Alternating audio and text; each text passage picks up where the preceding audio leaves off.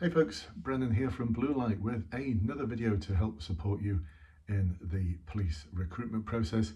Today we're going to take a look at 5 mistakes that I really do not want you to make in your interview, whether it's your final in-force interview or it's your online assessment centre interview. And if you are in the police and you're preparing for promotion or specialist interviews, this is for you as well, because these mistakes keep cropping up. 5 interview mistakes, how to avoid them. Here we go, folks. So last night I ran a 2-hour-long webinar for individuals who are preparing for the Police Online Assessment Centre. This is what you've got to do if you want to join the police. And find out the links below to how to join those webinars and how, if you're a serving officer, you can join weekly practice webinars. This is how we really learn. We learn by doing, we learn by practicing, and we learn by having someone who has got 26 years of experience of doing this. Yes, I joined the police in 1985, and 26 years ago I developed an interest in supporting and helping my colleagues to succeed in promotion boards and interviews, and I've been doing that ever since. It's probably well over 13,000 people are now in the police as a result of my support. So there's not much I don't know about how these recruitment processes, interviews, promotion boards work. So to the 5 mistakes, folks. First of all, buzzword generators. Just no. Yesterday's candidate gave a great example of how she took ownership of a problem. And because this was 5 minutes, you've got a set 5 minutes to deliver an answer for the online assessment centre. As opposed to talking about what she really learnt and what she'd do better next time, she went into buzzword generator zone. So here we go, folks. Shout bingo when you've got a full line. So she was honest and transparent. I learnt empathy. I learnt how to understand people. I learnt how to alleviate pressure on people and reassure them. There you go, bingo, I've got a whole line. So it's just a load of buzzword claims. Now, if you do that in your interview, you're not adding anything at all. The assessor can't really mark you because all you're talking about is what you did, not how you did it.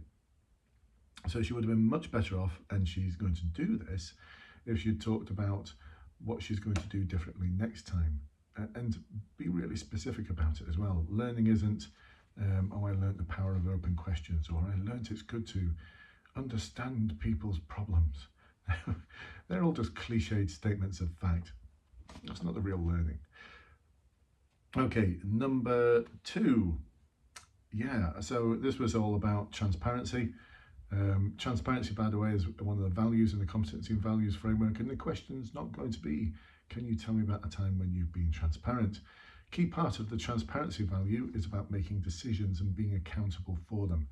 So the question was, please can you tell me about a time when you made a difficult decision where you've had to account for that decision to others? And so my client gave a really good example of how they'd supported someone through a difficult time, through a difficult process. There were no difficult decisions in there at all. So it was an awesome answer. It had great structure. There's 3 things I look for. I look for structure, I look for detail. It had both of those things. I also look for you to answer the question. So this individual answered a different question. They answered a completely different question. They answered it really well. But in terms of the marking guide, there was no difficult decisions in there. There was no being accountable to others. There was just no decisions in there, full stop. It was a great example of how this individual has supported someone. So watch out for that. It's so common, folks. It's so common. For some reason, you get it into your head that this is a really good example, I'm going to use it. Yeah, it's a really good example, but not for that question. You've got to make sure you pick the right question. Okay, next client, we take ownership, straight away launched into the too fast zone. So you've got to talk at a pace which is far slower than you would normally talk. Now, why would you do that? Well, because in the online assessment centre, the assessor's assessing you as they go along. They don't spend 5 minutes reflecting on your answer and rewinding. they're just going to assess as they go along and mark you as they go along. I know that because I've done marking and assessing for the College of Policing in a previous incarnation when it was National Police Training and later on when it was Centrex. So I've done this for the College of Policing, and you just do it as you go along because you get no time between candidates when it's live, and I suspect when it's given to you as a lineup of interviews that are recorded that you need to mark, there's very little breathing space in between candidates, so you just do it as you go along. So speak at a pace where the assessor can follow you, and this goes for face-to-face interviews as well, because they're going to be making notes. One person is going to be asking the questions and asking supplementary questions, and the other person is going to be making notes. Give them time to digest what you're saying. Slow down, slow down. Okay, so next point here, point number 4, again, the wrong answer. Now, this was about we take ownership. And in the answer, my client actually did talk about how they had taken ownership for something that was going on. They stepped forwards and took charge of something. So in that respect, they did take ownership. However, when you look at the behaviors in we take ownership, they didn't demonstrate those, because we take ownership isn't just about taking ownership. It's about working with other people. You'll see in the behaviors it talks about how you encouraged other people to get involved, how you delegated to other people, how you managed any scenarios where people didn't want to get involved. It's all about the people. So yes, they did take ownership, but the behaviors weren't there. So you've got to make sure that your answer actually demonstrates the behaviors they're looking for. I know competency and values framework, HR gobbledygook, I translate it into something that's meaningful and English for you. How can I do that? Well, it's not an idle boast this. I studied for a master's in education whilst I was in the police, whilst I was in the training arena, and focused on personnel evaluation standards. And I've done 2 years of national work with what is now Skills for Justice. Back then it was the Police Skills and Standards Organisation. So this is my old world, and I understand it and I get it. So I can translate that sort of HR gobbledygook for you into something that means English. So make sure you demonstrate the behaviours, okay? It was a really good example, again, of an answer to a different question, because the individual gave a really good example of how they challenge someone's inappropriate behaviour. So that's important. Make sure you answer the question, not just answering the question, but make sure your answer includes the behaviours that they're looking for in the CVF. Number 5, I don't know why people keep doing this. Well, I think I do know why people keep doing this. It's because they're joining the police, they want to join the police. So this was about an integrity question. Please can you tell me about a time when you've done the right thing, even when doing nothing or something else would have been the easier option. And my client gave a really good example of how they'd stepped up to the plate when there was a fire at one of their neighbours' houses. They called 999, they got the occupants out, and everyone thanked him for doing such a fab job. Tea and medals all around. This is an example of tea and medals. But it didn't demonstrate any of the behaviours that this particular value was looking for. Yeah, he did the right thing, but it was the only thing you could do. Never mind the right thing, it was the only thing you could do. You couldn't sit by and do nothing. So in terms of the behaviours, it wasn't doing it at all. So I asked him, look, has there been a time when you've had to challenge someone's behaviour in the workplace?